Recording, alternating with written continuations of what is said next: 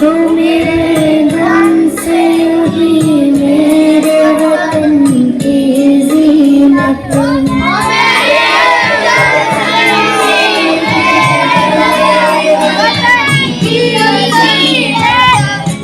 जिस तरह फूल से होती है चमन की ज़ीनत। इनमें से अक्सर वो बच्चे हैं जो स्कूल नहीं जाते थे।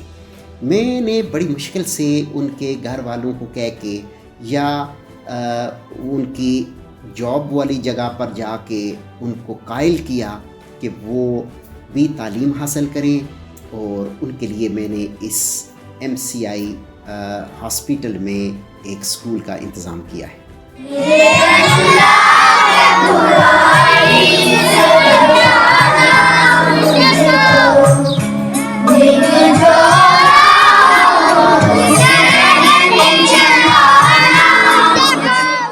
मेरी ये कोशिश है कि ये जो गवर्नमेंट के स्कूल हैं उनका जो सिलेबस है वो बच्चों का वक्त ज़ाया करने के सिवा कुछ भी नहीं है, और उससे ना तो बच्चों के कुछ जहन खुलते हैं और ना ही उनको ज़िंदगी में कोई फ़ायदा होता है।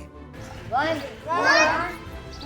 2 3 4 5 6 7 8 9 10 1 2 3 4।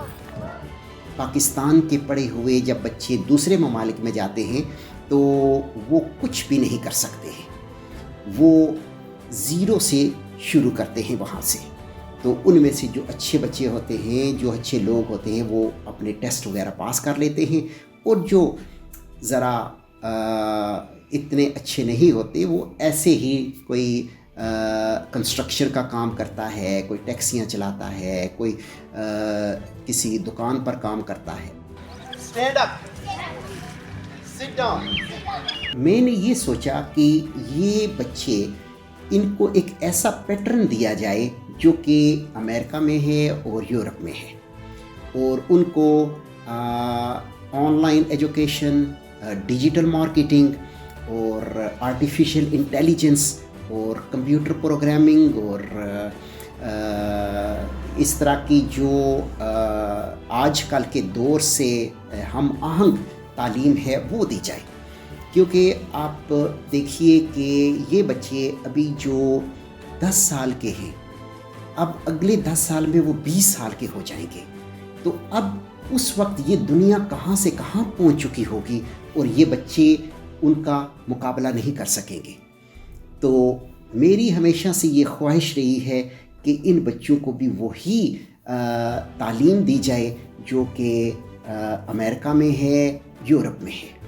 हम इन बच्चों को दिन को फ्रूट भी देते हैं और उसके बाद उनको खाना भी देते हैं, क्योंकि ये अक्सर बच्चे जो है वो गरीब बच्चे हैं और ये इनकी न्यूट्रिशन भी इतनी अच्छी नहीं होती, और हम इनको एक अच्छे तरीके से तालीम दे रहे हैं। क्योंकि मेरी ये ख्वाहिश है कि मैं मरने से पहले एक ऐसा पूल तैयार करके जाऊं जिसमें कम से कम 10 से 15 हज़ार ऐसे बच्चे हों जो इस मेरे विजन को आगे लेकर चलें और वो कामयाब हों और इस देश को भी कामयाब करें और इस शहर को भी कामयाब करें और अपने बाद और भी बच्चों को इस तालीम के लिए तैयार करें।